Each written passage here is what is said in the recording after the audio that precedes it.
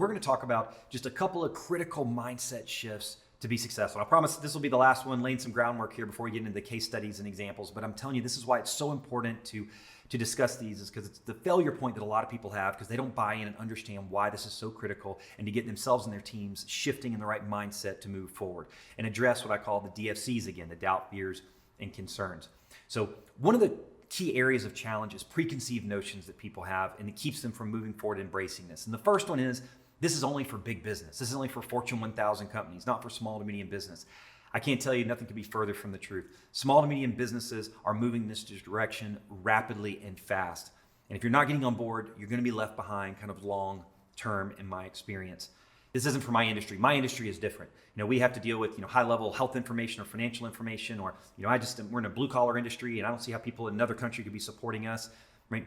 I've seen every industry under the sun that this can be applicable to. It doesn't matter because every small to medium business has constraints. It's just how it can apply in your business that's different.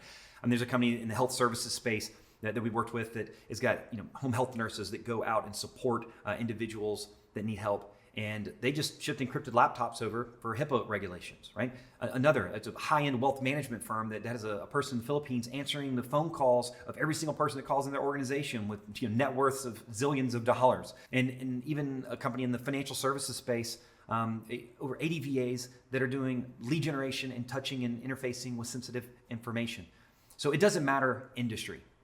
The other preconceived notion is about, we're shipping jobs overseas, right? Well, what I see the vast majority in this world is about elevating existing staff, including yourself, to your highest and best use of time. If you have a great strategic worker in your business and a staff, you don't want to lose that. You want to get them to their highest and best use of time.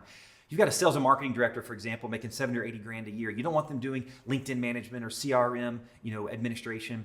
Taking them and flanking them with a $10,000 to $20,000 a year VA, depending on the platforms you go through, it's like 1 + 1 = 4, right? Getting them to their highest and best use of time.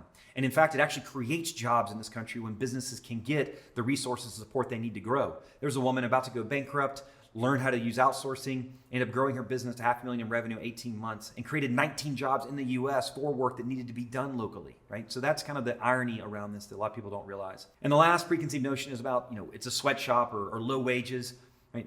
This is an opportunity for people to make more money they've ever made before in these countries, and also offer cost savings for individuals. In the United States, our currency, in other countries like the US, our currency is strong in its ability to get cost savings, but help people make more money they've ever made. My very first virtual assistant, Jaysel, who's now my chief operating officer over hundreds of employees, she sent me a picture one day of some children in a village with shoes around them and said, Brad, because of the money I'm able to make and working with you, I actually was able to give back in my community and buy shoes for these children in these villages.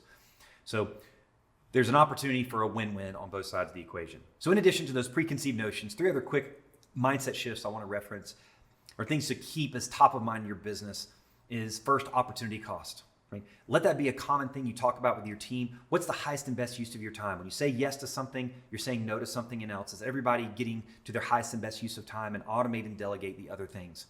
The second word is leverage. Are you leveraging your time and your staff's time most effectively? And last is agility. I can't describe the level of agility that this gives an organization to be able to move fast, quick, and nimble. Right? I mean, we were able to launch to 380 employees in just over 2.5 years by being able to do this. You can launch a business, as I mentioned, in a couple of weeks for less than $500. The agility that this gives you is game changing. So those are preconceived notions and some mindset shifts. Now let's jump into how to get started, next steps with 2 simple questions.